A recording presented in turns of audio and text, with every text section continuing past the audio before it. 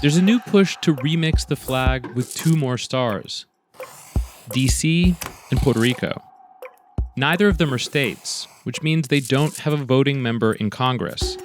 Puerto Ricans can't vote in general elections and have way weaker access to federal aid. DC's mayor can't do things like call in the National Guard and doesn't have control over the local budget. There's a chance this imbalance could actually get straightened out in our lifetime.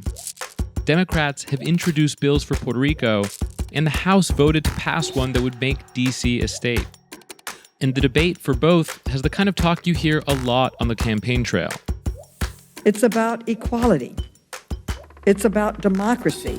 All deserve a voice in our democracy. Democracy, inequality, and political power. Equality and democracy sound great, but turning territories into states hasn't really been about either. For centuries, it's been about balancing power.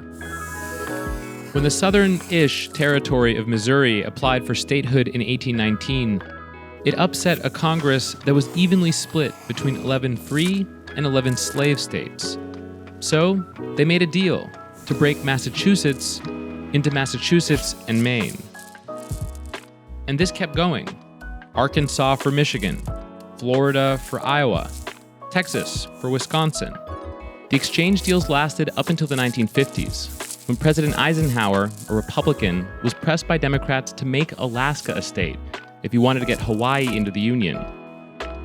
Which might explain why he didn't look 100% hyped at the signing. But why couldn't DC and Puerto Rico get included in the partisan pie cutting?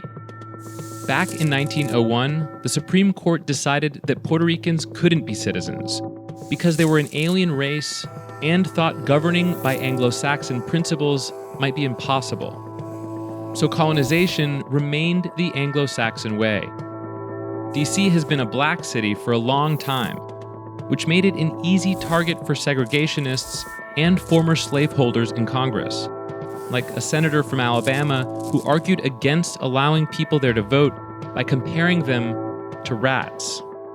Nowadays, explicit racist language by federal officials isn't in vogue, but disenfranchising people of color because they might vote against you is still a treasured tradition. Plan to make the District of Columbia a state. That'd give them 2 new Democratic senators. Puerto Rico a state would give them 2 more new Democratic senators. Democrats propose to turn Washington into little more than a gerrymandered government theme park, surrounded on all sides by a new state, controlled, of course, by the Democrats. But this isn't just a blue and red issue for people living in DC and Puerto Rico. The vote on DC's statehood is a civil rights issue. The vote on Puerto Rico is a vote on human rights. Nydia Velázquez introduced one of the bills on Puerto Rico's status, the Self-Determination Act, which calls for elected delegates to come up with a long-term plan for the island, whether that's becoming a state, going independent, or something else. The important question to ask is, how do we recognize the inalienable right of the people of Puerto Rico to decide for themselves? Puerto Ricans have 123 years worth of reasons to want to go independent. Take, for example, its debt crisis. Puerto Rico got into debt after companies took advantage of a US tax break, and then went back home after it was phased out. The island tried to fill the hole by selling Wall Street bonds, but that just put it in even deeper debt. And the US has been making Puerto Rico pay what it owes by taking money out of pensions, infrastructure, and public schools. Over the past 20, 30 years, probably many countries in Latin America have passed us by and are a lot better than us.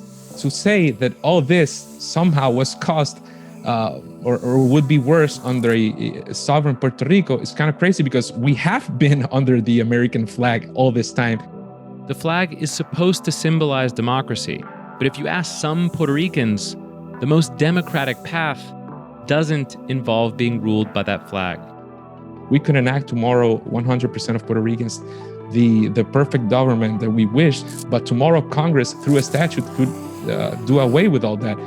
there would have to be a transition period. I would hopefully see it as every other nation, with its good and its bad, but finally, with our own making, which is something that we've never had. It's not a matter only of being right wing or left wing. It's a matter of common sense. It's a matter of democracy.